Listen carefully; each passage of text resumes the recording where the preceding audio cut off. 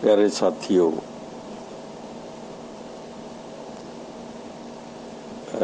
कई दिन ਤੁਹਾਡੇ ਨਾਲ ਗੱਲਬਾत ਸਾਂਝੀ नहीं ਹੁੰਦੀ।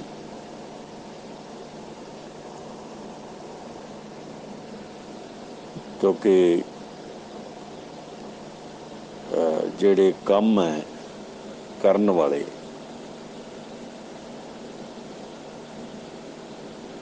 ਔਰ ਜਿਹੜੇ ਬਹੁਜਨ ਸਮਾਜ ਦਾ ਭਵਿੱਖ ਲਿਖਣ ਵਾਲੇ ਹੈ, ਦੱਸਣ ਵਾਲੇ ਹੈ, ਵਰਣਨ ਕਰਨ ਵਾਲੇ ਹੈ, ਵਿਖਿਆਤ ਕਰਨ ਵਾਲੇ ਹੈ, ਸਮਝਣ ਵਾਲੇ ਹੈ, ਸਮਝਾਉਣ ਵਾਲੇ ਹੈ ਔਰ ਮਨੁੱਖ ਨੂੰ ਜਿਹੜਾ ਹਜ਼ਾਰਾਂ ਸਾਲ ਗੁਲਾਮ ਰਿਹਾ ਉਹਨੂੰ ਸਹੀ ਰਸਤੇ ਤੇ ਲਿਆਉਣ ਵਾਲੇ, ਬ੍ਰਾਹਮਣੀ ਛੜਯੰਤਰ ਦੇ ਵਿੱਚੋਂ ਬਾਹਰ ਕੱਢਣ ਵਾਲੇ, ਝੰਜਟਾਂ ਝਮੇਲਿਆਂ ਤੋਂ ਮੁਕਤ ਕਰਨ ਵਾਲੇ,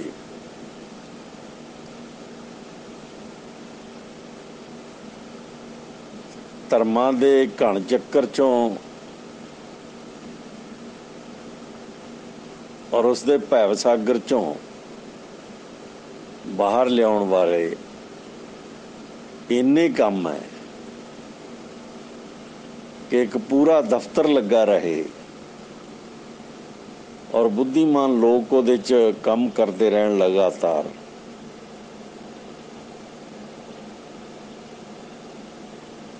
ਤਦ ਵੀ ਉਹਨੂੰ ਪੂਰਾ ਨਹੀਂ ਕੀਤਾ ਜਾ ਸਕਦਾ। ਔਰ ਮੇਰੀ ਇਹ ਕੋਸ਼ਿਸ਼ ਹੁੰਦੀ ਹੈ ਕਿ ਮੈਂ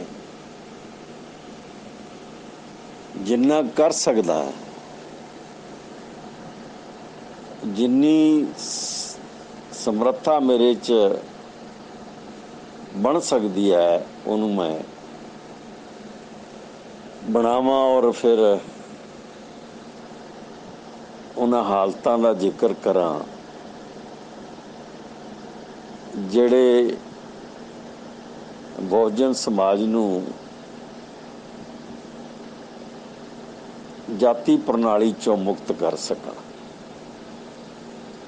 ਜਿਹੜੇ ਸੰਵਿਧਾਨ ਨੂੰ ਬਚਾ ਸਕਣ ਜਾਂ ਘੱਟੋ ਘੱਟ ਉਹ ਵਿਚਾਰਧਾਰਾ ਲੋਕਾਂ ਤੱਕ ਲਿਜਾ ਸਕਣ ਜਿਹੜੀ ਆਉਣ ਵਾਲੇ ਸਮਿਆਂ 'ਚ ਕਿਤੇ ਨਾ ਕਿਤੇ ਸਰਗਰਮ ਹੋ ਜਾਵੇ। ਮੈਂ ਇੱਕ ਗੱਲ ਮੁੱਢ ਵਿੱਚ ਕਹਿਣਾ ਚਾਹੂੰਗਾ ਕਿ ਕਰੀਬ 40 ਸਾਲ ਤੋਂ ਅਸੀਂ ਲੋਕਾਂ ਜਾ ਰਹੇ ਹਾਂ। ਲੱਖਾਂ ਲੱਖਾਂ ਲੋਕਾਂ ਨਾਲ ਸਾਡਾ ਘਰ ਤੋਂ ਪਿੰਡ ਤੱਕ, ਪਿੰਡ ਤੋਂ ਸ਼ਹਿਰ ਤੱਕ, ਸ਼ਹਿਰ ਤੋਂ ਗਲੀ ਮੁਹੱਲੇ ਤੱਕ ਔਰ ਗਲੀ ਮੁਹੱਲੇ ਤੋਂ ਦੂਰ ਦੁਨੀਆ ਤੱਕ ਲੋਕਾਂ ਨਾਲ ਵਾਸਤਾ ਪਿਆ।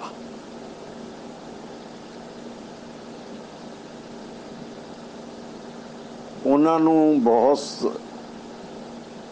ਸੋਚ ਸਮਝ ਕੇ ਜੋ ਸਮਝਾਇਆ, ਚਾਹੇ ਉਹਦਾ ਵੀ ਨਤੀਜਾ ਨਿਕਲਿਆ, ਉਹਦੇ 'ਚੋਂ ਅਸੀਂ ਹਜ਼ਾਰਾਂ ਲੋਕ ਸੋਚ ਸਮਝ ਵਾਲੇ ਪੈਦਾ ਕਰ ਸਕੇ।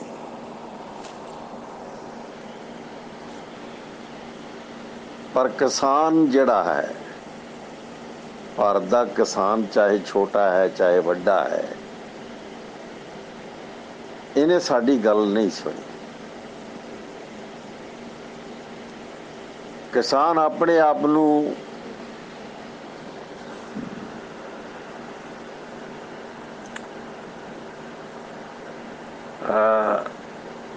ਉੱਚੀ ਜਾਤ ਦਾ ਮੰਨ ਕੇ ਕਦੇ ਆਪਣੇ ਆਪ ਨੂੰ ਖੱਤਰੀ ਦੱਸਦਾ ਰਿਹਾ, ਕਦੇ ਆਪਣੇ ਆਪ ਨੂੰ ਇਹ ਬਾਣੀਆਂ ਦੱਸਦਾ ਰਿਹਾ।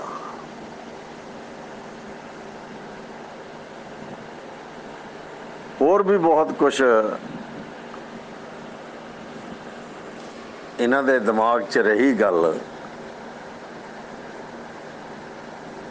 ਅਸੀਂ ਹਜ਼ਾਰਾਂ ਪਿੰਡਾਂ ਦੇ ਵਿੱਚ ਘੁੰਮੇ, ਸਾਡੀ ਗੱਲ ਨੂੰ ਇਹਨੇ ਮਖੌਲ ਨਾਲ ਸੁਣਿਆ।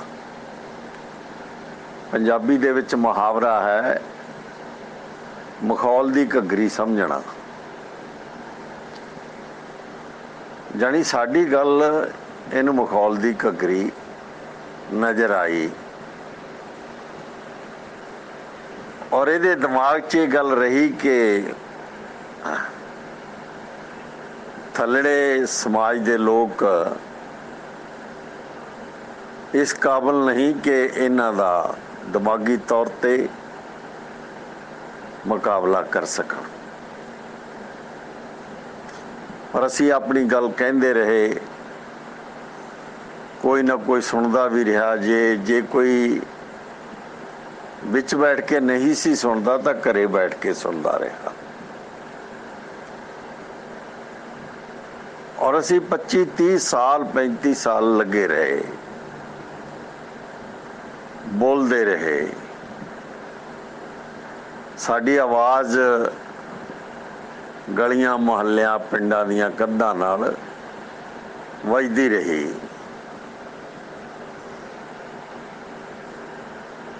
ਇੱਕ ਮੁਹਾਵਰਾ ਹੈ ਕਿ ਕੰਧਾਂ ਦੇ ਵੀ ਕੰਨ ਹੁੰਦੇ ਹੈ, ਤਾਂ ਕਿਸਾਨ ਤਾਂ ਆਦਮੀ ਹੈ, ਆਦਮੀ ਦੇ ਵੀ ਕੰਨ ਹੁੰਦੇ ਹੈ, ਪਸ਼ੂ ਪੰਛੀਆਂ ਦੇ ਕੰਨ ਹੁੰਦੇ ਹੈ, ਉਹ ਵੀ ਕੁਛ ਨਾ ਕੁਛ ਸੁਣ ਲੈਂਦੇ ਆ।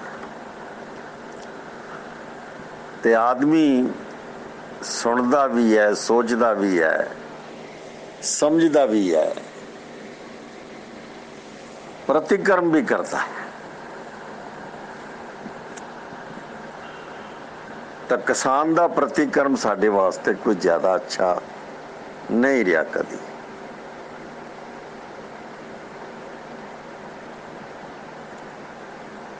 ਪਰ ਅੱਜ ਜਦੋਂ ਅਸੀਂ ਕਿਸਾਨ ਅੰਦੋਲਨ ਨੂੰ ਦੇਖ ਰਹੇ ਹਾਂ, ਤਾਂ ਕਿਸਾਨ ਅੰਦੋਲਨ ਦਾ ਆਵਾਰ ਹੈ ਜਿਹੜਾ, ਉਹਦੇ ਵਿੱਚੋਂ ਤੁਸੀਂ ਬੜਾ ਧਿਆਨ ਨਾਲ ਦੇਖੋ, ਸੁਣੋ,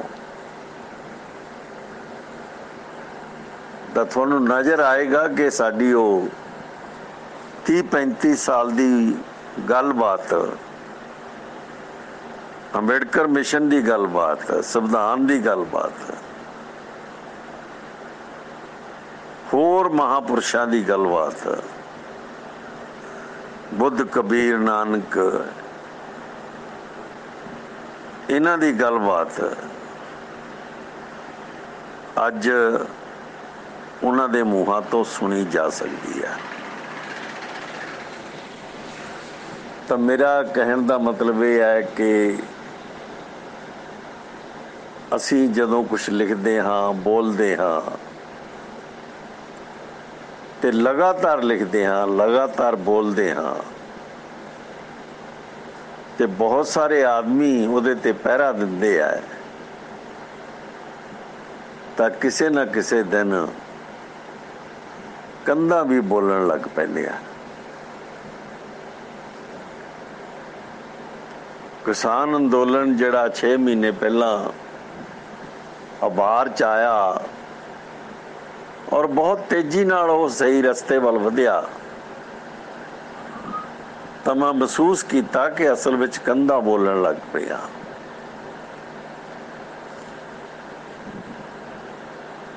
ਤਥਾਗਤ ਗੌਤਮ ਬੁੱਧ 2600 ਸਾਲ ਪਹਿਲਾਂ ਧਰਤੀ ਤੇ ਆਏ। ਅੱਜ 2600 ਸਾਲ ਬੀਤ ਜਾਣ ਤੋਂ ਬਾਅਦ ਵੀ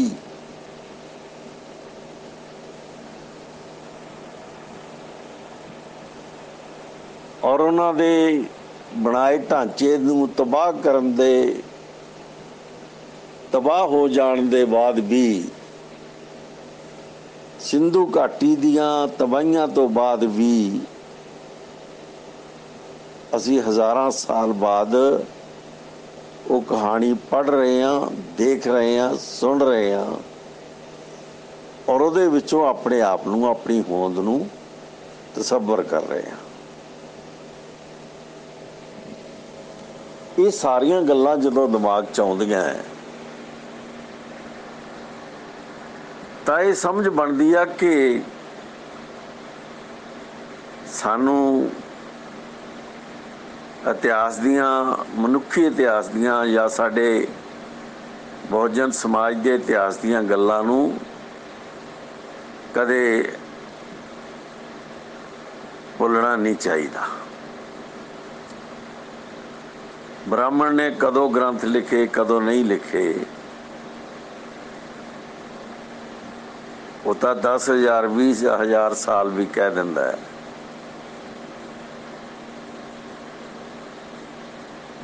ਪਰ ਹਕੀਕਤ ਕੀ ਹੈ ਕਿ ਭਾਸ਼ਾ ਕਦੋਂ ਬਣੀ, ਕਦੋਂ ਹੋਂਦ 'ਚ ਆਈ, ਕਦੋਂ ਉਹ ਸਮਰੇ ਰੂਪ 'ਚ ਆਈ, ਔਰ ਕਿਹੜੀ ਧਰਤੀ ਤੇ ਕਿਹੜੇ ਲੋਕ ਕੀ ਬੋਲਣ ਲੱਗੇ, ਇਹ ਜਾਣਨ ਤੋਂ ਬਾਅਦ ਕੋਈ ਲੁਕਿਆ ਛਿਪਿਆ ਨਹੀਂ ਰਹਿ ਜਾਂਦਾ। ਝੂਠ ਮਾਰ ਦੇਣ ਨਾਲ ਕੋਈ ਸੱਚ ਨਹੀਂ ਬਣ ਜਾਂਦਾ। ਜਿਨ੍ਹਾਂ ਨੂੰ ਸੱਚ ਸਮਝਣ ਦੀ ਆਦਤ ਪੈ ਗਈ, ਜਿਨ੍ਹਾਂ ਨੂੰ ਸੱਚ ਜਾਣਨ ਦੀ ਮਸ਼ਕ ਹੋ ਗਈ, ਜਿਨ੍ਹਾਂ ਦਾ ਦਿਮਾਗ ਵਿਗਿਆਨਕ ਹੋ ਗਿਆ, ਜਿਨ੍ਹਾਂ ਨੇ ਧਰਤੀ ਦੀ ਹੋਂਦ ਨੂੰ ਔਰ ਉਸ 'ਤੇ ਪੈਦਾ ਹੋਏ ਮਨੁੱਖ ਨੂੰ ਸਮਝਣਾ ਸ਼ੁਰੂ ਕਰ ਦਿੱਤਾ, ਉਹ ਜਾਣ ਸਕਦਾ ਕਿ ਕਿਸ ਸਮੇਂ ਕਿਹੜੀਆਂ ਗੱਲਾਂ ਵਾਪਰੀਆਂ। ਅੱਜ ਤੋਂ ਤਕਰੀਬਨ 38-39 ਸਾਲ ਪਹਿਲਾਂ ਸਿੰਧੂ ਘਾਟੀ ਬਾਰੇ ਜਦੋਂ ਮੈਨੂੰ ਸਮਝ ਲੱਗੀ, ਰਿਗਵੇਦ ਬਾਰੇ ਮੈਂ ਕੁਛ ਹਿੰਦੀ 'ਚ ਪੜ੍ਹਿਆ,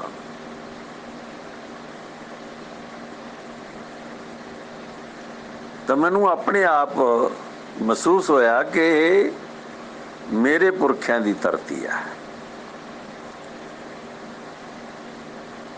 ਇਹ ਮੇਰੇ ਪੁਰਖਿਆਂ ਦਾ ਦੇਸ਼ ਹੈ, ਜਿਹਨੂੰ ਵੈਦਿਕ ਆਰੀਆਂ ਨੇ ਆ ਕੇ ਤਬਾਹ ਕੀਤਾ, ਔਰ ਫਿਰ ਤਬਾਹੀ ਦੇ ਸਬੂਤ ਵੈਦਿਕ ਆਰੀਆਂ ਦੇ ਗ੍ਰੰਥਾਂ 'ਚੋਂ ਲੱਭੇ।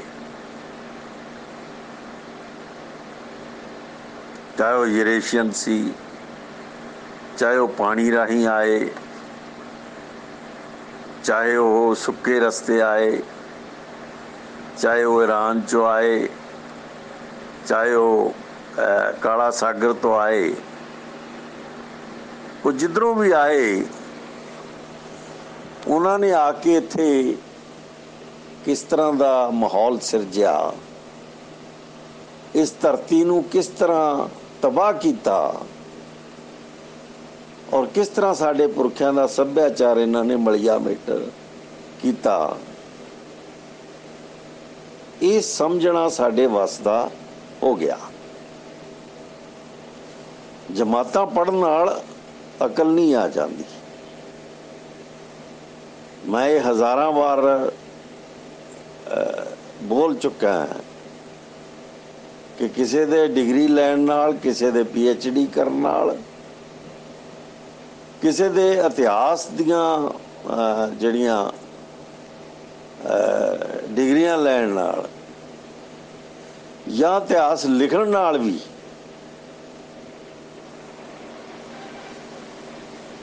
ਜਿਸ ਅਕਲ ਦੀ ਜ਼ਰੂਰਤ ਆ ਉਹ ਆ ਨਹੀਂ ਜਾਂਦੀ। ਇਹ ਜਿਉਂਦੇ ਜਾਗਦੇ ਸਬੂਤ ਹੈ ਸਾਡੇ ਕੋਲ, ਕਿਉਂਕਿ ਅਸੀਂ 1947 ਤੋਂ ਬਾਅਦ ਆਜ਼ਾਦ ਹੋ ਕੇ ਜਦੋਂ ਲੋਕਤੰਤਰ ਵਿੱਚ ਪ੍ਰਵੇਸ਼ ਕੀਤਾ, ਗਣਤੰਤਰ ਵਿੱਚ ਪ੍ਰਵੇਸ਼ ਕੀਤਾ 1950 ਤੋਂ, ਤਦ ਤੋਂ ਸਾਡੀ ਵਿੱਦਿਆ ਸ਼ੁਰੂ ਹੁੰਦੀ ਹੈ, ਤਦ ਤੋਂ ਸਾਡੀ ਅਕਲ ਸ਼ੁਰੂ ਹੁੰਦੀ ਹੈ, ਤਦ ਤੋਂ ਸਾਡੀ ਬੁੱਧੀ ਦਾ ਵਿਕਾਸ ਹੋਣਾ ਸ਼ੁਰੂ ਹੁੰਦਾ ਹੈ। ਨਹੀਂ ਤਾਂ ਜੋ ਬ੍ਰਾਹਮਣ ਕਹਿੰਦਾ ਸੀ ਉਹੀ ਹੁੰਦਾ ਸੀ। ਜਾਂ ਫਿਰ ਜੋ ਰਾਜੇ ਆਉਂਦੇ ਸੀ, ਰਾਜ ਕਰਦੇ ਸੀ, ਜੋ ਉਹ ਬੋਲਦੇ ਸੀ ਉਹ ਹੁੰਦਾ ਸੀ। ਅਸੀਂ ਹਜ਼ਾਰਾਂ ਸਾਲ ਤੱਕ ਸਿਰਫ ਜਾਨਵਰ ਰਹੇ, ਪਸ਼ੂ ਰਹੇ। ਕਿਸੇ ਨੇ 4 ਪੱਠੇ ਪਾਤੇ ਤਾਂ ਖਾ ਲਏ, ਕਿਤੇ ਭੱਜ ਦੌੜ ਕੇ ਪਾਣੀ ਪੀ ਲਿਆ, ਕਿਸੇ ਰੁੱਖ ਹੇਠ ਬੈਠੇ ਰਹੇ। ਜਾਣੀ ਅਸੀਂ ਕਿਸੇ ਦੇ ਪੂਰੀ ਤਰ੍ਹਾਂ ਗੁਲਾਮ ਬਣ ਕੇ ਹਜ਼ਾਰਾਂ ਸਾਲ, ਅਨੇਕ ਪੀੜ੍ਹੀਆਂ ਜਿਉਂਦੇ ਰਹੇ। ਅੱਜ ਜਦੋਂ ਸਾਨੂੰ ਸਮਝ ਲੱਗੀ ਹੈ ਤਾਂ ਮੈਂ ਸੋਚਦਾ ਹਾਂ ਕਿ ਮੇਰੇ ਪਾਸ ਜੋ ਵਕਤ ਹੈ, ਜਿੰਨਾ ਬਚਿਆ ਹੈ, ਕੁਦਰਤ ਨੇ ਜਿਸ ਤਰ੍ਹਾਂ ਦਾ ਜਿਸਮ ਹੈ, ਜਿਹੜਾ ਸਰੀਰ ਹੈ, ਇਹਦੇ ਅੰਦਰ ਜਿੰਨੀ ਊਰਜਾ ਹੈ ਉਹ ਦਿੱਤੀ ਹੈ, ਜਾਂ ਉਹ ਊਰਜਾ ਬਣੀ ਰਹੇਗੀ ਜਦ ਤੱਕ, ਤਦ ਤੱਕ ਮੈਂ ਅਵੇਸਲਾ ਨਹੀਂ ਹੋਣਾ ਚਾਹੁੰਦਾ।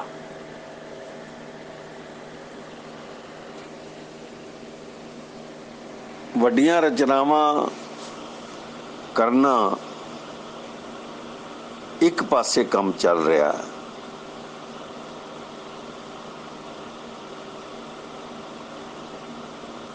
ਔਰ ਛੋਟੀਆਂ ਛੋਟੀਆਂ ਇੱਕ ਪਹਿਰੇ ਦੀਆਂ ਰਚਨਾਵਾਂ ਕਰਕੇ ਮੈਂ ਫੇਸਬੁੱਕ ਤੇ ਜਦੋਂ ਪਾਉਣਾ ਹੈ ਤਾਂ ਮੈਨੂੰ ਲੱਗਦਾ ਕਿ 100-200 ਆਦਮੀ, 400 ਆਦਮੀ ਉਹਨੂੰ ਸਰਗਰਮੀ ਨਾਲ ਪੜ੍ਹਦਾ ਹੈ, ਸਮਝਣ ਦਾ ਯਤਨ ਕਰਦਾ ਹੈ, ਜਾਂ ਸਮਝ ਚੁੱਕਿਆ ਹੁੰਦਾ ਹੈ, ਉਸ ਸਮਝ ਨੂੰ ਤਿੱਖਾ ਕਰਦਾ ਹੈ। ਤਾਂ ਇਹ ਖਿਆਲ ਲੈ ਕੇ ਕਦੇ ਕਦੇ ਮੈਂ ਕਈ ਵਾਰ ਤਾਂ ਰੋਜ਼ ਨਹੀਂ ਤਾਂ 1-2 ਦਿਨ ਛੱਡ ਕੇ ਕਵਿਤਾ ਲਿਖਦਾ। ਮੈਂ ਜਾਣਦਾ ਕਿ ਮੇਰੀ ਕਵਿਤਾ ਪੂਰੇ ਦੇਸ਼ ਦਾ, ਬਹੁਜਨ ਸਮਾਜ ਦਾ, ਕੁਦਰਤ ਦਾ ਇਤਿਹਾਸ ਹੈ। ਮੇਰੀ ਕਵਿਤਾ ਨੂੰ ਇਹ ਜਿਹੜੇ ਸਮਾਜ ਨਾਲੋਂ ਅਲੱਗ ਹੋ ਕੇ ਲਿਖਦੇ ਹੋਏ ਲੋਕ ਹੈ,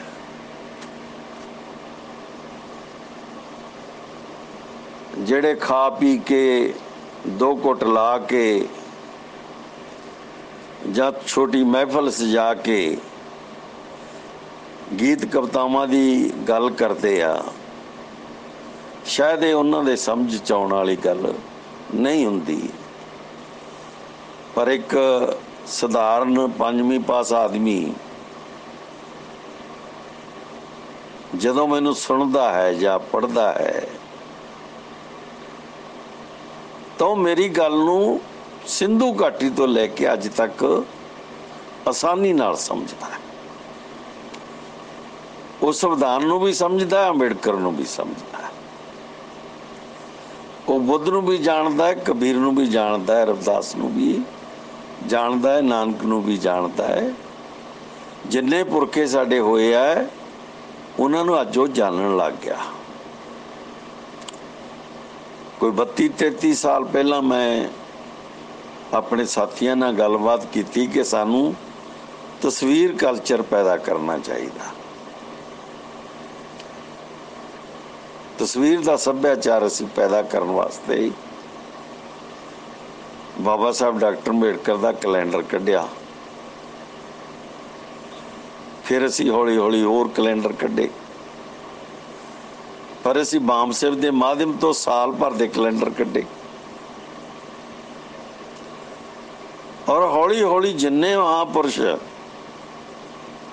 ਬਹੁਜਨ ਸਮਾਜ ਦੇ, ਖਾਸ ਕਰਕੇ ਤਥਾਗਤ ਗੌਤਮ ਬੁੱਧ ਤੋਂ ਬਾਅਦ ਜਿਹੜੇ ਵੀ ਇਸ ਧਰਤੀ ਤੇ ਆਏ, ਭਾਰਤ ਦੀ ਧਰਤੀ ਤੇ ਉਹਨਾਂ ਦੇ ਕੈਲੰਡਰ ਛਾਪੇ ਔਰ ਉਹ ਮੂਲ ਰੂਪ 'ਚ ਉਹਨਾਂ ਦੀਆਂ ਤਸਵੀਰਾਂ ਜੋ ਮਿਲੀਆਂ ਸਾਨੂੰ ਉਹਨਾਂ ਨੂੰ ਛਾਪਿਆ। ਜਦੋਂ ਇਹ ਤਸਵੀਰਾਂ ਘਰਾਂ 'ਚ ਵੜੀਆਂ, ਕੱਚੀਆਂ ਕੰਧਾਂ ਦੇ ਉੱਤੇ ਲਟਕਣ ਲੱਗੀਆਂ, ਤਾਂ ਬ੍ਰਾਹਮਣ ਦੇ ਦੇਵੀ ਦੇਵਤਾ ਉਹਨਾਂ ਕੰਧਾਂ ਤੋਂ ਬਾਹਰ ਚਲੇ ਗਏ। ਜਿਉਂ-ਜਿਉਂ ਸਾਡੇ ਮਹਾਂਪੁਰਖ ਸਾਡੇ ਮਨਾਂ ਦੀਆਂ ਕੰਧਾਂ ਤੇ ਵਿਰਾਜਮਾਨ ਹੋਣ ਲੱਗੇ, ਤਿਉਂ-ਤਿਉਂ ਦੇਵੀ ਦੇਵਤਿਆਂ ਦੀਆਂ ਕਰੋੜਾਂ ਤਸਵੀਰਾਂ ਮਨਾਂ ਦੀਆਂ ਕੰਧਾਂ ਤੋਂ ਲੈ ਕੇ ਬਾਹਰ ਨਿਕਲ ਗਈਆਂ। ਔਰ ਬਹੁਤ ਸਾਰੇ ਲੋਕ ਸਾਡੇ ਸਮਝ ਨਹੀਂ ਸਕੇ ਕਿ ਵਾਮਸੇਵ ਦੇ ਮਾਧਿਅਮ ਤੋਂ ਕੀਤੀ ਗਈ ਇਸ ਸੱਭਿਆਚਾਰਕ ਕ੍ਰਾਂਤੀ ਦਾ ਨਤੀਜਾ ਇਹ ਨਿਕਲਿਆ ਕਿ ਬ੍ਰਾਹਮਣ ਨੇ ਦੇਵੀ ਦੇਵਤਿਆਂ ਨੂੰ ਤਾਂ ਸਮੇਟ ਲਿਆ ਔਰ ਉਹਨਾਂ ਦੀ ਥਾਂ ਦੇ ਉੱਤੇ ਭਾਰਤ ਦੇ ਅੰਦਰ ਲੱਖਾਂ ਸਾਧੂ ਪੈਦਾ ਕਰ ਦਿੱਤੇ, ਜਿਹੜੇ ਸਾਡੇ ਘਰਾਂ ਤੱਕ ਪਹੁੰਚ ਗਏ। 2-4 ਸਾਲ ਦੇ ਅੰਦਰ ਅੰਦਰ ਹੀ ਪਹੁੰਚ ਗਏ। ਤਾਂ ਮੈਂ ਵੇਖਿਆ ਕਿ ਵਾਮਸੇਵ ਦੇ ਜਿਹੜੇ ਆਦਮੀ ਆਪਣੇ ਆਪ ਨੂੰ ਅੰਬੇਡਕਰੀ ਮਿਸ਼ਨਰੀ ਕਹਿੰਦੇ, ਉਹਨਾਂ ਲੋਕਾਂ ਨੇ ਉਹ ਜਿਹੜੇ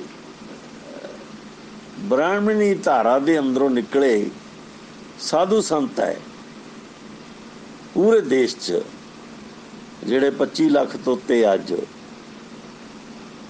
ਉਹ 'ਚੋਂ ਵੱਡੇ ਜਿੰਨੇ ਆ ਜਿਹੜੇ ਜ਼ਿਆਦਾ ਡਰਾਮਾ ਕਰ ਸਕਦੇ ਆ, ਉਹਨਾਂ ਲੋਕਾਂ ਦੀਆਂ ਤਸਵੀਰਾਂ ਸਜਾ ਲਈਆਂ। ਜਿਉਂ-ਜਿਉਂ ਉਹਨਾਂ ਦੀਆਂ ਤਸਵੀਰਾਂ ਘਰ 'ਚ ਵੱਧਦੀਆਂ ਗਈਆਂ, ਉਹਨਾਂ ਦੀ ਪੂਜਾ ਵੱਧਦੀ ਗਈ, ਉਹਨਾਂ ਦੀ ਸ਼ਰਧਾ ਵੱਧਦੀ ਗਈ, ਤੇ ਉੱਥੋਂ ਸਾਡੇ ਪੁਰਖਿਆਂ ਦੀਆਂ ਤਸਵੀਰਾਂ ਘਟਦੀਆਂ ਗਈਆਂ। ਜਿਉਂ-ਜਿਉਂ ਅਸੀਂ ਬ੍ਰਾਹਮਣ ਦੇ ਗ੍ਰੰਥਾਂ ਨੂੰ ਪੜ੍ਹ ਕੇ ਉਹਨਾਂ ਦੀ ਹਕੀਕਤ ਲੋਕਾਂ 'ਚ ਲੈ ਕੇ ਗਏ, ਬਕਾਇਦਾ ਤੌਰ ਤੇ ਪ੍ਰਮਾਣਿਤ ਕਰਕੇ ਦੱਸਿਆ ਲੋਕਾਂ ਨੂੰ, ਤਾਂ ਬ੍ਰਾਹਮਣ ਨੇ ਟੀਵੀ ਦੀ ਵਰਤੋਂ ਕੀਤੀ, ਫਿਲਮਾਂ ਦੀ ਵਰਤੋਂ ਕੀਤੀ, ਰਾਮਾਇਣ ਮਹਾਭਾਰਤ ਵਰਗੇ ਦਰਜਨਾਂ ਸੀਰੀਅਲ ਜਿਹੜੇ ਆ ਉਹ ਸਾਡੇ ਘਰਾਂ ਤੱਕ ਪਰੋਸਤੇ, ਅੰਦਰ ਡਰਾਇੰਗ ਰੂਮਾਂ ਤੱਕ ਪਰੋਸ ਦਿੱਤੇ।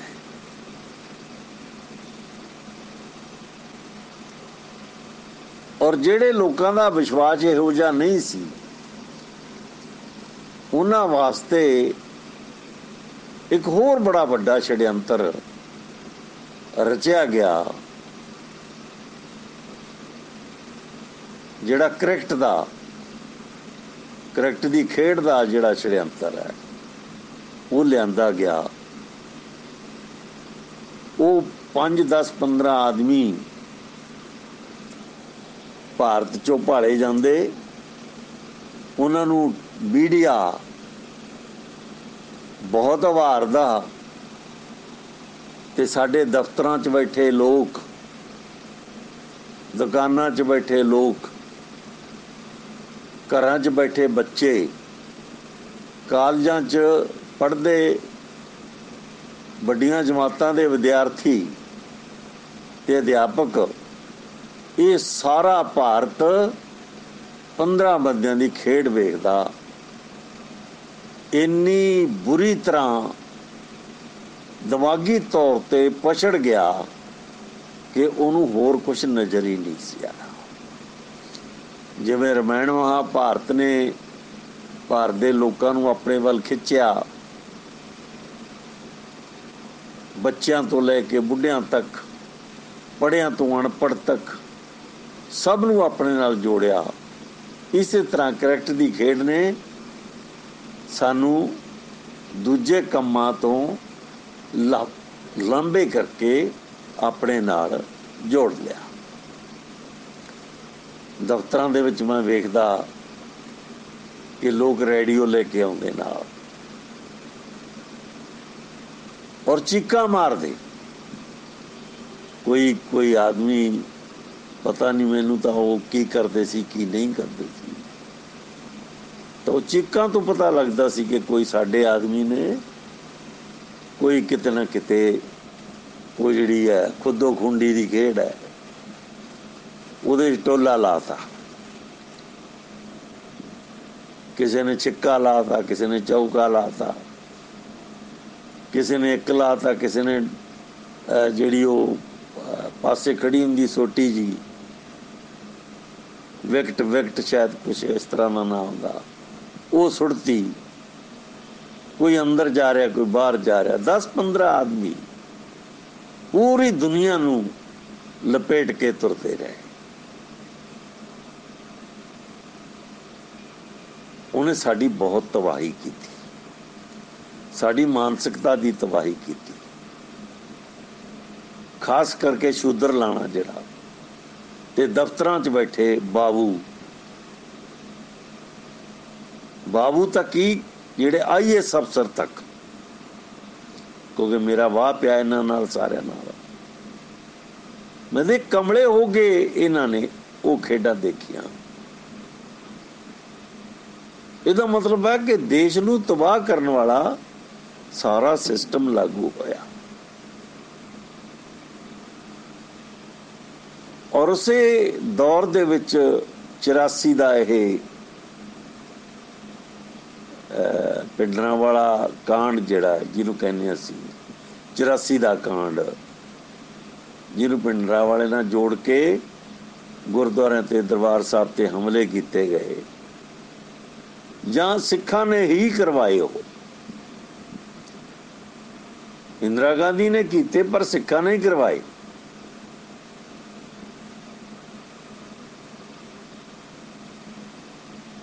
ਔਰ ਉਹ ਸਿੱਖ ਜਿਹੜੇ ਹਮਲਾ ਕਰਵਾਉਣ ਵਾਲੇ ਸੀ ਉਹ ਤਾਂ ਸੱਤਾ 'ਚ ਰਹੇ, ਉਹ ਵਾਰੀ-ਵਾਰੀ ਸੱਤਾ 'ਚ ਰਹੇ ਸਾਰੇ। ਜਿਹੜੇ ਸਿੱਖਾਂ ਨੂੰ ਇਸ ਕੰਮ ਤੋਂ ਰੋਕਣ ਵਾਲੇ ਸੀ ਉਹ ਵੀ ਸੱਤਾ 'ਚ ਰਹੇ, ਤੇ ਲੋਕ ਗਏ ਢੱਠੇ ਖੂਹ 'ਚ, ਸਮਾਜ ਗਿਆ ਢੱਠੇ ਖੂਹ 'ਚ, ਤਰੱਕੀ ਗਈ ਢੱਠੇ ਖੂਹ 'ਚ, ਵਿਦਿਆ ਗਈ ਢੱਠੇ ਖੂਹ 'ਚ।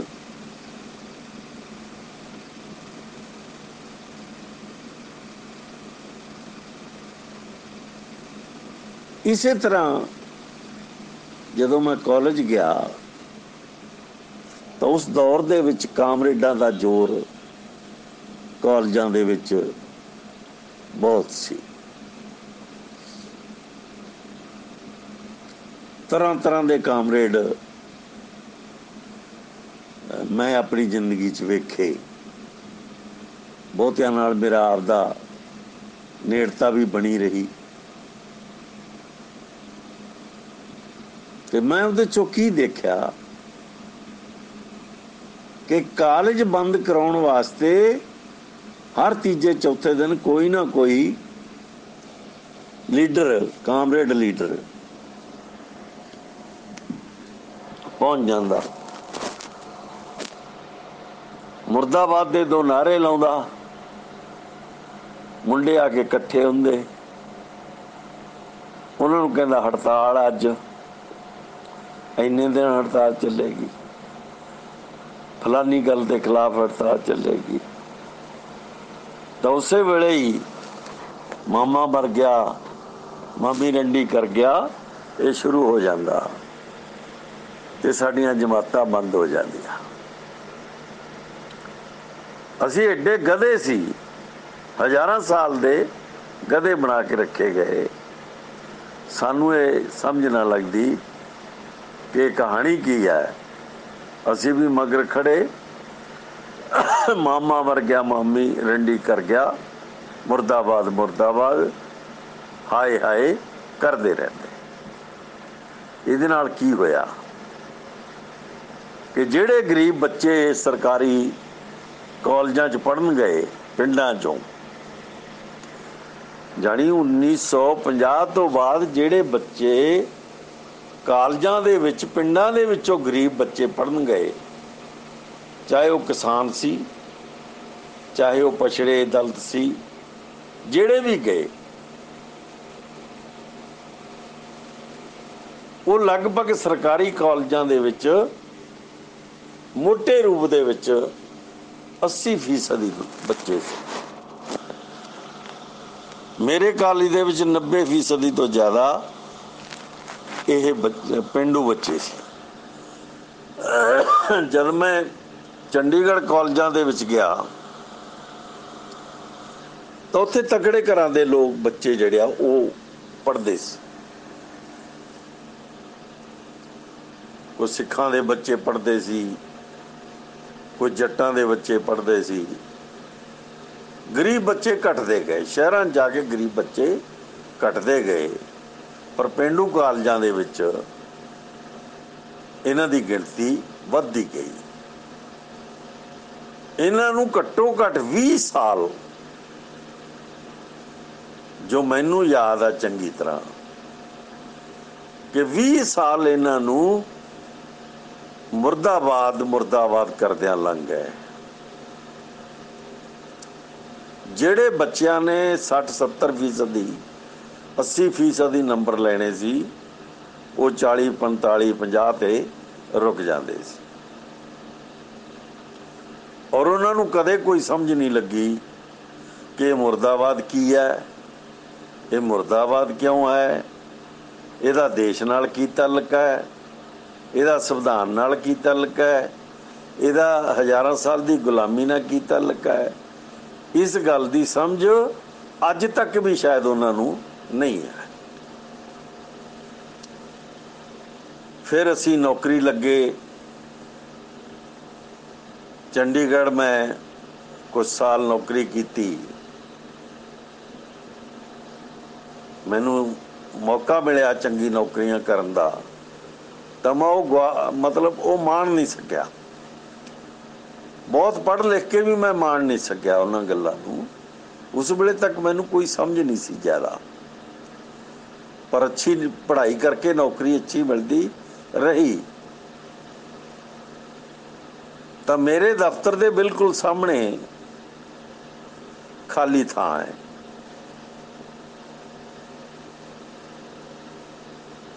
सिनेमे ते पुल दे विचकार काफ़ी खाली जगह, जिते 2000 आदमी, 2000-3000 आदमी खड़ सकता आराम नाल, 5-4 हज़ार भी खड़ सकता।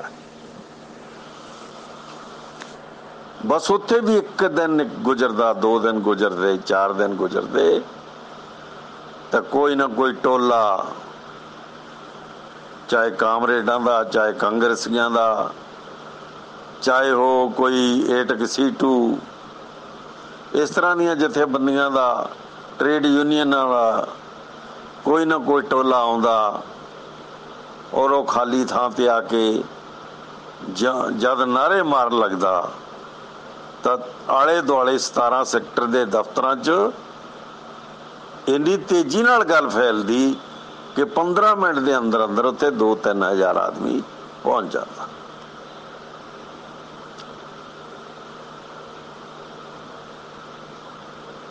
पहला कॉलेज दे विच सानू मानसिक तौर ते तबाह किया गया,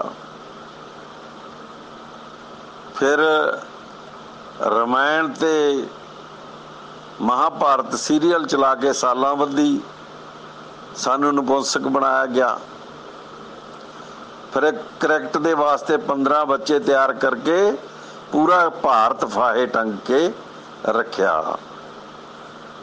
तो देश नूं तबाह करने वाले लोग सी सारे। ਅਸੀਂ ਕਿਉਂਕਿ ਮੈਂ ਬਹੁਤ ਘੱਟ ਇਹਦੇ 'ਚ ਹਿੱਸਾ ਲੈਂਦਾ ਸੀ, ਮੈਨੂੰ ਸਮਝ ਨਹੀਂ ਸੀ, ਪਰ ਮੈਂ ਫਾਲਤੂ ਚੀਜ਼ਾਂ ਦੇ ਵਿੱਚ ਕਦੇ ਹਿੱਸਾ ਨਹੀਂ ਸੀ ਲੈਂਦਾ। ਤੁਸੀਂ ਸ਼ਾਇਦ ਯਕੀਨ ਨਹੀਂ ਕਰੋਗੇ ਕਿ ਮੈਂ ਕਦੇ ਰਾਮਾਇਣ ਮਹਾਭਾਰਤ ਨਹੀਂ ਵੇਖੀ, ਕਦੇ ਹਿੰਦੂਆਂ ਦਾ ਕੋਈ ਸੀਰੀਅਲ ਮੈਂ ਨਹੀਂ ਸੀ ਵੇਖਦਾ। ਕੋਈ ਇੱਕ ਅੱਧਾ ਸੀਰੀਅਲ ਛੋਟਾ ਜਿਹਾ, ਸਾਰੀ ਦਿਹਾੜੀ ਕੰਮ ਕਰਕੇ ਬੈਠਣਾ ਬੱਚਿਆਂ ਨਾਲ, ਤਾਂ ਉਹਨਾਂ ਵਾਸਤੇ ਕੋਈ ਚੰਗਾ ਸੀਰੀਅਲ ਦੇਖ ਲੈਣਾ ਜਿਹਦੇ 'ਚ ਕੋਈ ਦਿਮਾਗੀ ਤੌਰ 'ਤੇ ਨਪੁੰਸਕ ਬਣਾਉਣ ਵਾਲੀ ਚੀਜ਼ ਨਾ ਹੋਵੇ, ਤਾਂ ਉਹ ਮੈਂ ਵੀ ਵੇਖ ਲੈਂਦਾ, ਬੱਚੇ ਵੀ ਵੇਖ ਲੈਂਦੇ। ਮੈਂ ਕਦੇ ਕਰੈਕਟ ਨਹੀਂ ਸੁਣੀ, ਕਦੇ ਕਰੈਕਟ ਵੇਖੀ ਨਹੀਂ। ਚੀਕਾਂ ਵੱਜਦੀਆਂ ਤਾਂ ਮੈਂ ਜ਼ਰੂਰ ਟੀਵੀ ਦੇਖ ਲੈਂਦਾ, ਰੇਡੀਓ ਸੁਣ ਲੈਂਦਾ, ਉਹ ਵੀ ਕਿਸੇ ਕੋਲ। ਆਪਣੇ ਕੋਲ ਕਦੇ ਮੈਂ ਇਹ ਚੀਜ਼ਾਂ, ਹਾਲਾਂਕਿ ਰੇਡੀਓ ਟੀਵੀ ਮੇਰੇ ਕੋਲੇ ਜਾਂ ਸਾਡੇ ਘਰ ਦੇ ਵਿੱਚ ਬਹੁਤ ਪਹਿਲਾਂ ਸੀ, ਮੈਂ ਕਦੇ ਇਹਨਾਂ ਚੀਜ਼ਾਂ 'ਚ ਸ਼ਾਮਲ ਨਹੀਂ ਹੋਇਆ। ਇਹ ਮੁਰਦਾਬਾਦ, ਮਾਮਾ ਮਰ ਗਿਆ, ਮਾਮੀ ਰੰਡੀ ਕਰ ਗਿਆ, ਹਾਏ ਹਾਏ, ਇਹ ਗਾਲੀ ਗਲੋਚ, ਮੈਨੂੰ ਹਜਮ ਨਹੀਂ ਹੋਇਆ ਕਦੇ ਵੀ। ਕਿਉਂ ਨਹੀਂ ਹੋਇਆ? ਇਹ ਮੇਰੀ ਸਮਝ ਉਦੋਂ ਨਹੀਂ ਸੀ।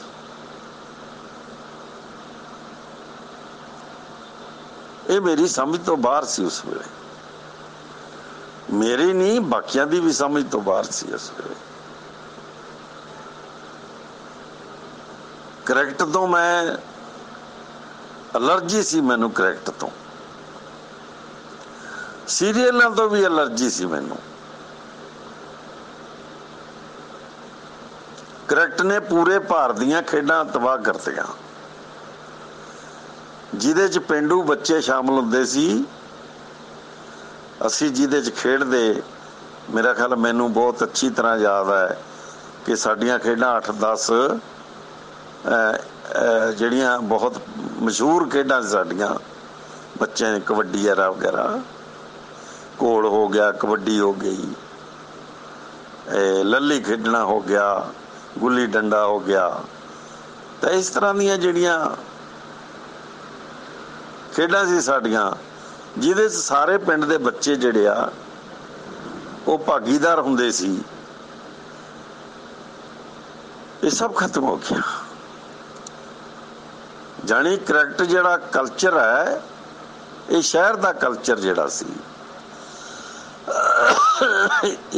ਇਹਨੇ ਪਿੰਡ ਦੇ ਸਾਰੇ ਕਲਚਰ ਨੂੰ ਤਬਾਹ ਕਰਤਾ। ਅਸੀਂ ਉਸ ਤਬਾਹੀ ਦੇ ਦੌਰ ਚੋਂ ਨਿਕਲੇ ਆ। ਅਗਰ ਉਹ ਤਬਾਹੀ ਦਾ ਦੌਰ, ਬਹੁਤ ਸਾਰੇ ਲੋਕ ਸੋਚਦੇ ਹੋਣਗੇ ਤਾਂ ਹੁੰਦਾ ਰਹਿੰਦਾ ਹੈ, ਹੁੰਦਾ ਨਹੀਂ ਰਹਿੰਦਾ। ਇਹ ਕੀਤਾ ਗਿਆ, ਜਿਨ੍ਹਾਂ ਦੀ ਸਮਝ ਨਹੀਂ ਹੈ, ਮੈਂ ਉਹਨਾਂ ਨੂੰ ਕੁਝ ਕਹਿਣਾ ਨਹੀਂ ਚਾਹੁੰਦਾ, ਪਰ ਇਹ ਕੀਤਾ ਗਿਆ। ਇਹੋ ਜਿਹੇ ਛੜਯੰਤਰ ਅੱਜ ਵੀ ਚੱਲਦੇ ਆ, ਪਰ ਅੱਜ ਉਹ ਇੰਨੇ ਲੰਬੇ ਨਹੀਂ ਚੱਲਦੇ, ਛੋਟੇ ਛੋਟੇ ਛੜਯੰਤਰ, ਔਰ ਬਹੁਤ ਖਤਰਨਾਕ ਛੜਯੰਤਰ ਹੁੰਦੇ ਆ ਉਹ, ਛਲੇਡਿਆਂ ਵਰਗੇ ਛੜਯੰਤਰ।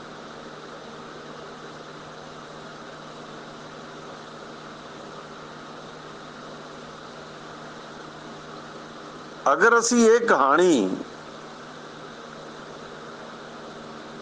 ਬਾਮਸਿਰ ਦੇ ਲੋਕ ਆ ਜਿਹੜੇ 1980 ਤੋਂ ਬਾਅਦ ਭਾਰਤ ਦੇ ਲੋਕਾਂ ਤੱਕ ਨਾ ਲਿਜਾਂਦੇ, ਤਾਂ ਅੱਜ ਵੀ ਭਾਰਤ ਪੂਰਾ ਹਨੇਰੇ 'ਚ ਹੁੰਦਾ।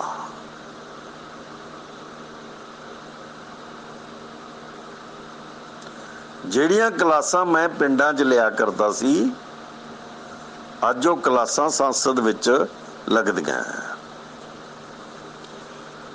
ਉਹੀ ਸ਼ਬਦ, ਉਹੀ ਬੋਲੀ, ਉਹੀ ਟੋਨ, संसद दे विच बोल लिया जाता वो सारा कुछ। और इत्थों तक पहुंचण वास्ते कुछ बंदियां नूं 40 साल लग गए।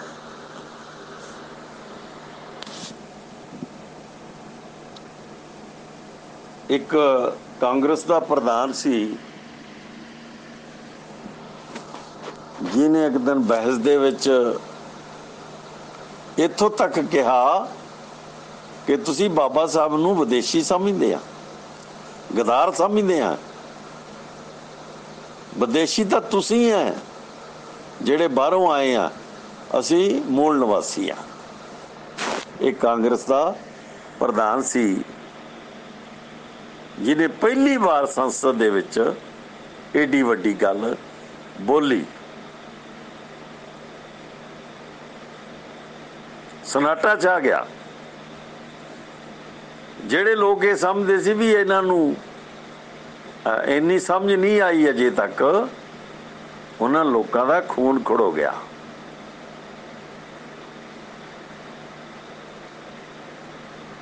और मैं उन्होंने सुन रहा सी।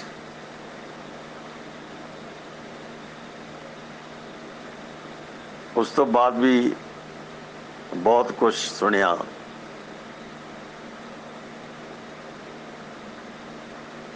तो मेरा कहने का मतलब यह है कि जब तक तुसी लोकां विच जाके या लोकां तो दूर रह के लिख के या अपनी आवाज़ नाल जिंदगी का सच सामने नहीं रखते तो तुसी पढ़िया लिखिया शामिल नहीं कहा सकते। पढ़े लिखे होने का मतलब रोटियां कमाना नहीं है। पढ़ लिख जाने का मतलब अकल की गल करना होता है।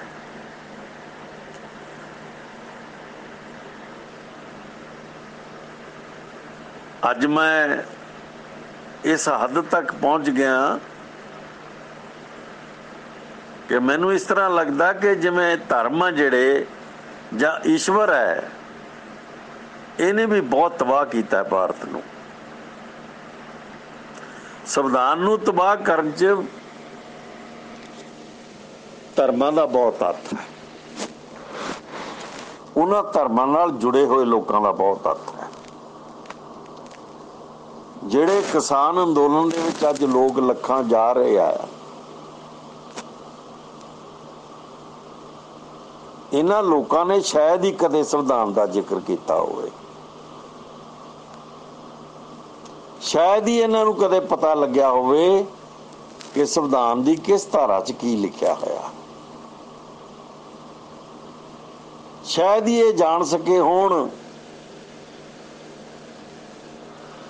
कि उन्हां दा जिहड़ा हक है वो शांतमई ढंग नाल प्रतिक्रम करना है, सरकार दे नीतियां दे खिलाफ खड़े होना है। जदों सुप्रीम कोर्ट ने इसकी व्याख्या की कि मनुखों के हकों के खिलाफ सुप्रीम कोर्ट नहीं जा सकती और लोगों नूं ये अधिकार है, संविधानक अधिकार है उन्हां दा कि वो किसी भी नीति का विरोध कर सकते हैं, शांतमई ढंग नाल कर सकते हैं। जब दिल्ली दीयां सड़कां नूं किसानां ने मल्लिया होया सी तो सरकार दे जवाब च सुप्रीम कोर्ट ने यह कहा तो पहली बार लखां लोकां नूं, लखां किसानां नूं ये पता लग्या कि संविधान भारत का की है।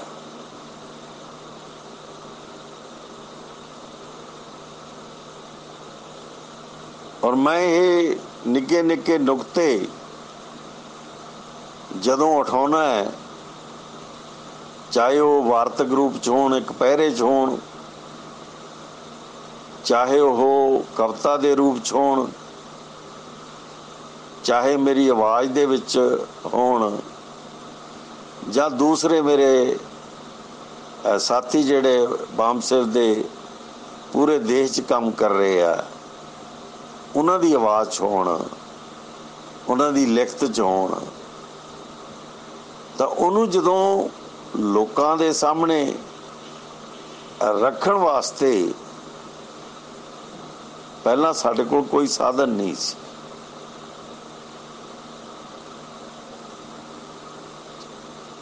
ਅਸੀਂ ਸਿਰਫ ਫੋਟੋ ਲਿਆ ਕਰਦੇ ਸੀ। ਫਿਰ ਹੌਲੀ ਹੌਲੀ ਸਾਡੇ ਕੋਲੇ ਮੂਵੀ ਕੈਮਰੇ ਆ ਗਏ।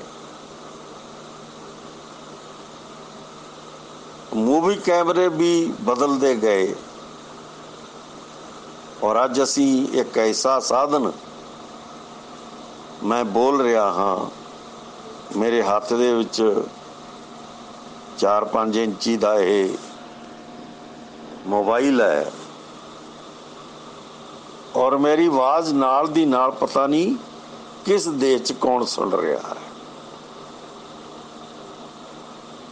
ਅਗਰ ਅਸੀਂ ਇੰਨੀ ਕੁ ਅਕਲ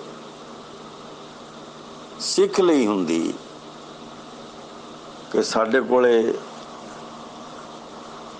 ਇੱਕ ਬਹੁਤ ਵੱਡਾ ਮੀਡੀਆ ਜਿਹੜਾ ਮੁਫਤ 'ਚ ਹੈ ਸਾਡੇ ਕੋਲੇ, ਔਰ ਪੂਰੀ ਧਰਤੀ ਤੇ ਲੈ ਕੇ ਇਹਨੂੰ ਅਸੀਂ ਜਾ ਸਕਦੇ ਹਾਂ, ਕਿਤੇ ਵੀ ਬੈਠੇ ਬੋਲ ਸਕਦੇ ਹਾਂ, ਕਿਸੇ ਨਾਲ ਵੀ ਸਿੱਧੀ ਗੱਲਬਾਤ ਕਰ ਸਕਦੇ ਹਾਂ, ਸਮੂਹ ਨਾਲ ਗੱਲ ਕਰ ਸਕਦੇ ਹਾਂ। ਤਾਂ ਇਹਦਾ ਫਾਇਦਾ ਕਿਉਂ ਨਾ ਉਠਾਇਆ ਸੀ। ਮੈਂ ਦੇਖਦਾ ਕਿ ਕੋਈ ਸਧਾਰਨ ਜਿਹੀਆਂ ਗੱਲਾਂ ਵਾਲੇ ਲੋਕ ਆ ਜਿਹੜੇ, ਜਿਨ੍ਹਾਂ ਦਾ ਸਮਾਜ ਨਾਲ, ਦੇਸ਼ ਨਾਲ, ਸੰਵਿਧਾਨ ਨਾਲ, ਲੋਕਤੰਤਰ ਨਾਲ, ਗਣਤੰਤਰ ਨਾਲ, ਬਾਕੀ ਦੇ ਸੂਬੇ ਦੇ ਲੋਕਾਂ ਨਾਲ, ਉਹਨਾਂ ਦੀ ਗੱਲਬਾਤ ਨਾਲ, ਉਹਨਾਂ ਦੇ ਪਹਿਰਾਵੇ ਨਾਲ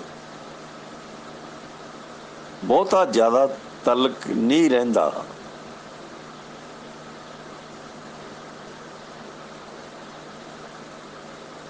ਉਹ ਵੀ ਪੜ੍ਹੇ ਲਿਖੇ ਆ, ਉਹ ਵੀ ਹਰ ਕੋਈ ਮੋਬਾਈਲ ਕੋਲੇ ਰੱਖਦਾ ਹੈ।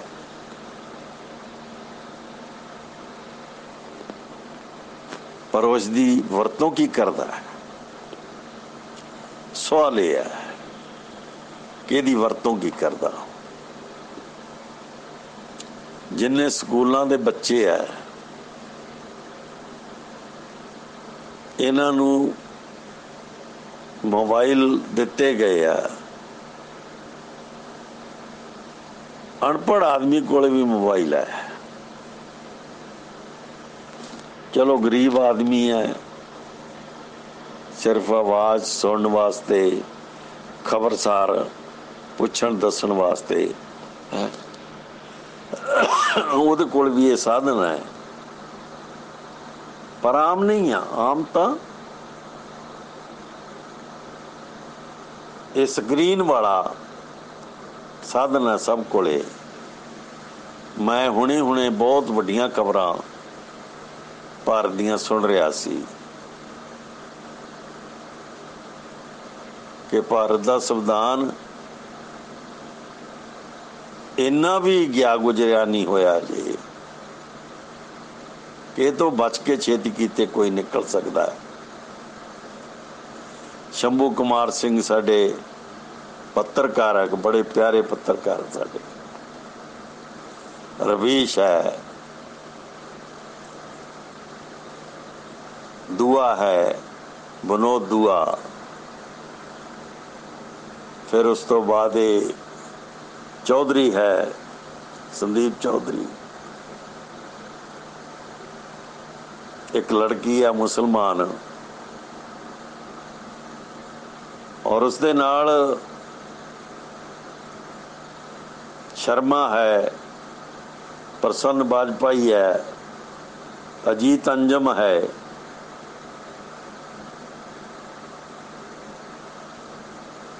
ਇਹਨਾਂ ਲੋਕਾਂ ਨੇ ਭਾਰਤ ਦੀ ਸੰਵਿਧਾਨਕ ਸੰਸਥਾ ਨੂੰ ਬਚਾਉਣ ਲਈ ਬਹੁਤ ਵੱਡਾ ਯੋਗਦਾਨ ਪਾਇਆ।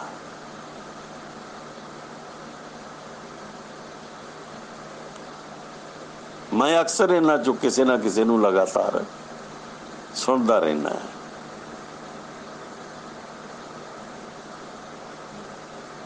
ਵੱਡੀ ਪੱਤਰਕਾਰੀ ਦੇ ਲੋਕ ਹੈ ਇਹ।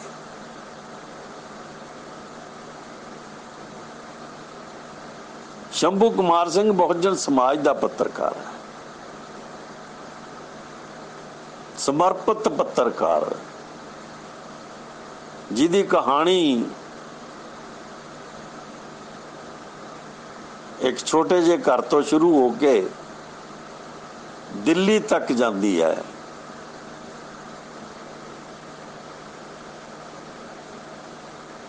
ਅਗਰ ਤੁਸੀਂ ਉਸ ਵਰਗੇ, ਰਵੀਸ਼ ਵਰਗੇ ਜਾਂ ਚੌਧਰੀ ਵਰਗੇ ਆਦਮੀਆਂ ਨੂੰ ਵੀ ਨਹੀਂ ਸੁਣਦੇ, ਜਾਂ ਜਿਨ੍ਹਾਂ ਦੇ ਮੈਂ ਨਾਂ ਲਏ ਆ, ਇਹਨਾਂ ਪੱਤਰਕਾਰਾਂ ਨੂੰ ਨਹੀਂ ਸੁਣਦੇ ਤੁਸੀਂ,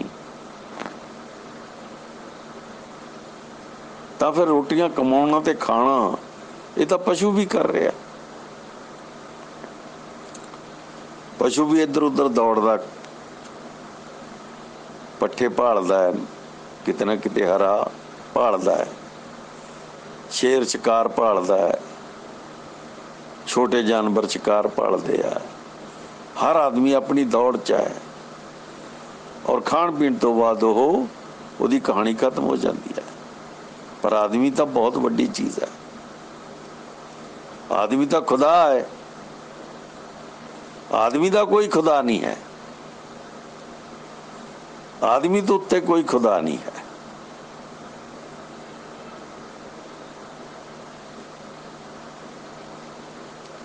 ਇਸ ਦੇਸ਼ ਦੇ ਵਿੱਚ ਫਜ਼ੂਲ ਗੱਲਾਂ ਤੇ ਫਜ਼ੂਲ ਦੇ ਝੂਠ ਮਾਰਨ ਵਾਲੇ ਲੋਕਾਂ ਨੂੰ ਲੱਖਾਂ ਆਦਮੀ ਫਾਲੋ ਕਰਦੇ ਆ। ਜਿੱਡਾ ਵੱਡਾ ਕੋਈ ਝੂਠ ਮਾਰ ਲੇ, ਉਹਦੀ ਉਨੀ ਜ਼ਿਆਦਾ ਪੈਰੋਕਾਰੀ ਆ। ਤੇ ਜਿਹੜਾ ਮਨੁੱਖ ਜੀਵਨ ਦੇ ਸੱਚ ਨੂੰ ਵਿਖਿਆਨ ਕਰਦਾ,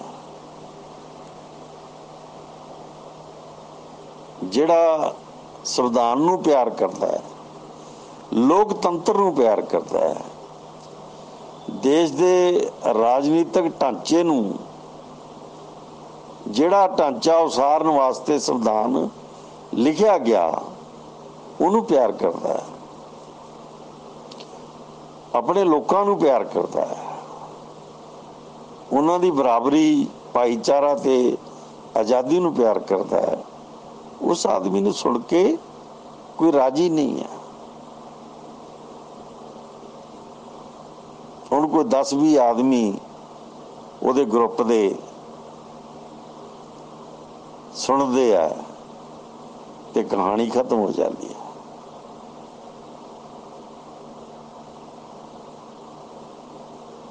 ਗੁਲਾਮਾਂ ਦੀ ਵੀ ਆਪਣੀ ਮੂਰਖਤਾ ਹੁੰਦੀ ਹੈ।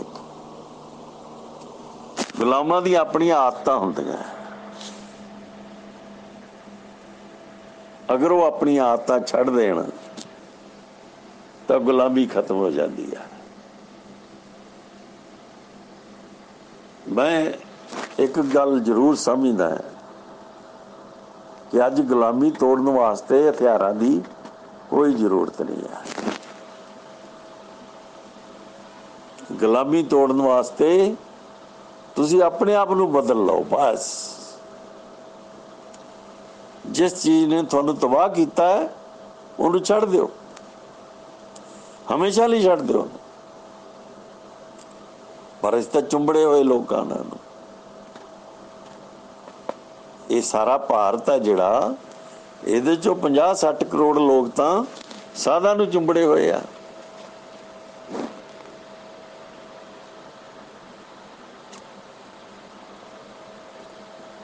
ਉਹਨਾਂ ਨੂੰ ਇਸ ਤਰੀਕੇ ਨਾਲ ਉਹਨਾਂ ਨੇ ਆਪਣੇ ਜੀਵਨ ਦਾ ਅੰਗ ਬਣਾਇਆ ਹੋਇਆ, ਜਿਨ੍ਹਾਂ ਨੂੰ ਆਉਂਦਾ ਵੀ ਕੁਛ ਨਹੀਂ,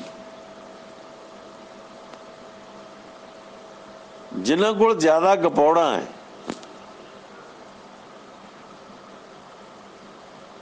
ਜਾਂ ਜਿਹੜੇ ਵੱਧ ਤੋਂ ਵੱਧ ਨਾਮ ਜਪੋ, ਪਰਮਾਤਮਾ ਨੂੰ ਯਾਦ ਰੱਖੋ, ਮਾਲਕ ਨੂੰ ਯਾਦ ਰੱਖੋ, ਜੋ ਕਰਦਾ ਮਾਲਕ ਕਰਦਾ ਹੈ। ਜਿਹਨੂੰ ਚਾਰ ਗੱਲਾਂ ਇਹ ਆਉਂਦੀਆਂ ਲੋਕ ਉਹਦੇ ਮਗਰ ਖੜੇ ਆ। ਜਿਹਨੇ ਸ਼ਕਲ ਬਦਲ ਲਈ ਲੋਕ ਉਹਦੇ ਮਗਰ ਖੜੇ ਆ। ਅਕਲ ਬਦਲੇ ਨਾ ਬਦਲੇ, ਅਕਲ ਦਾ ਕੋਈ ਮਾਮਲਾ ਹੀ ਨਹੀਂ ਹੈ। ਇਸ ਦੇਸ਼ ਦੀ ਸਮੱਸਿਆ ਕਿ ਅਕਲ ਬਦਲੇ ਨਾ ਬਦਲੇ, ਅਕਲ ਕੋਈ ਮਾਮਲਾ ਨਹੀਂ ਹੈ। ਮੈਂ ਹਜ਼ਾਰਾਂ ਵਾਰ ਇਹ ਗੱਲ ਦੁਹਰਾਈ ਹੈ ਕਿ ਇੱਕ ਅਨਪੜ੍ਹ ਆਦਮੀ ਵੀ ਸਾਧ ਦੇ ਸਾਹਮਣੇ ਜਾਂ ਕਿਸੇ ਮੰਦਰ ਗੁਰਦੁਆਰੇ 'ਚ ਢੋਲਕੀ ਕੁੱਟ ਰਿਹਾ ਹੈ, ਔਰ ਇੱਕ PhD IAS ਵੀ ਉਸੇ ਥਾਂ ਤੇ ਬੈਠਾ ਢੋਲਕੀ ਕੁੱਟ ਰਿਹਾ। ਕੋਈ ਅੰਤਰ ਨਹੀਂ ਦੋਨਾਂ 'ਚ।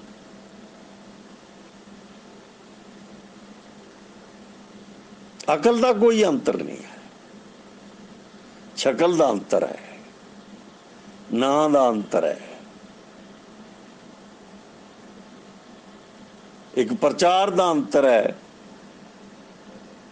ਕਿ ਲੋਕ ਇਹ ਕਹਿੰਦੇ ਆ ਕਿ ਦੇਖੋ ਇਹ IAS ਆ, ਇਹ IPS ਹੈ, ਇਹ ਸੈਕਟਰੀ ਹੈ, ਇਹ ਮੰਤਰੀ ਹੈ। ਇਹ ਵੱਡੇ ਵੱਡੇ ਲੋਕ ਆ ਜਿਹੜੇ ਇਹ ਮਹਾਰਾਜ ਜੀ ਕੋਲੇ ਆਉਂਦੇ ਆ। ਇਹ ਵੱਡੇ ਨਹੀਂ ਹੈ, ਇਹ ਢੋਲਕੀ ਕੁੱਟਾਂ ਨਾਲੋਂ ਵੱਡੇ ਨਹੀਂ ਹੈ। ਇੱਕੋ ਜੀ ਅਕਲ ਦੇ ਮਾਲਕ ਹੈ। ਵੱਡਾ ਤਾਂ ਪੈਸੇ 'ਚ ਹੈ, ਤੇ ਪੈਸੇ 'ਚ ਕਿਉਂ ਵੱਡਾ ਹੈ? ਇਸ ਦੇਸ਼ ਦਾ 90% ਆਦਮੀ ਜਿਹੜਾ ਸਰਕਾਰੀ ਮੁਲਾਜ਼ਮ ਬਣਿਆ ਜਾਂ ਨੇਤਾ ਬਣਿਆ, ਉਹਨੇ ਤਾਂ ਪੈਸਾ, ਉਹ ਤਾਂ ਲੋਕ ਕਹਿੰਦੇ ਆ ਕਿ ਇਹਦੀ ਉਤਲੀ ਕਮਾਈ ਕਿੰਨੀ ਹੈ। ਘਰ ਦੇ ਵਿੱਚ ਪੁੱਛਦੀ ਆ, ਔਰਤ ਪੁੱਛਦੀ ਹੈ, ਬਾਪ ਪੁੱਛਦਾ, ਮਾਂ ਪੁੱਛਦੀ ਹੈ, ਬੱਚੇ ਤੱਕ ਪੁੱਛਦੇ ਆ ਕਿ ਸਾਡੇ ਬਾਪ ਦੀ ਉਤਲੀ ਕਮਾਈ ਕਿੰਨੀ ਹੈ। ਕਮਾਈ ਨਹੀਂ ਆਉਂਦੀ, ਉਹ ਕਮਾਈ ਹੋਰ ਚੀਜ਼ ਹੈ। ਮਿਹਨਤ ਕਰਕੇ ਜਿਹੜਾ ਕੁਝ ਬਣਾਇਆ ਜਾਂਦਾ ਉਹਨੂੰ ਕਮਾਈ ਕਹਿੰਦੇ ਆ। ਇੱਥੇ ਮਿਹਨਤ ਨਹੀਂ, ਬੇਈਮਾਨੀ ਕਰਕੇ ਜੋ ਕਮਾਇਆ ਜਾਂਦਾ ਹੈ ਉਹਨੂੰ ਵੀ ਕਮਾਈ ਕਹਿੰਦੇ ਨੇ।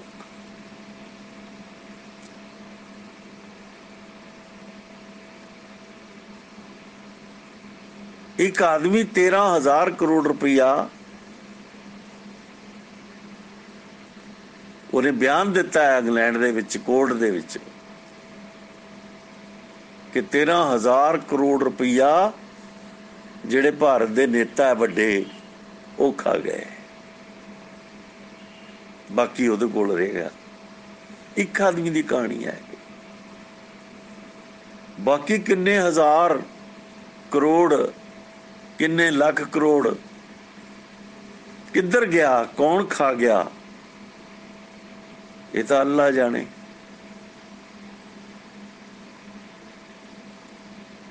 ਮਤਲਬ ਜਿਹਨੂੰ ਕੋਈ ਨਹੀਂ ਜਾਣਦਾ ਉਹਨੂੰ ਅੱਲਾ ਜਾਣੇ। ਨਾ ਅੱਲਾ ਤੁਹਾਨੂੰ ਆਏਗਾ, ਨਾ ਤੁਹਾਨੂੰ ਦੱਸੇਗਾ। ਅਗਰ ਆਦਮੀ ਸੋਚੇ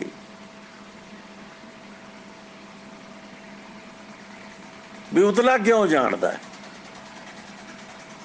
ਕਿਉਂਕਿ ਉਤਲੇ ਨੂੰ ਪਤਾ ਹੀ ਨਹੀਂ ਕੋਈ।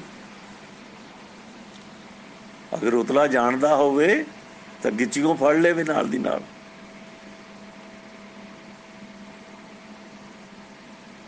ਤਾਂ ਇਹ ਸਾਰਾ ਸਿਸਟਮ ਜਿਹੜਾ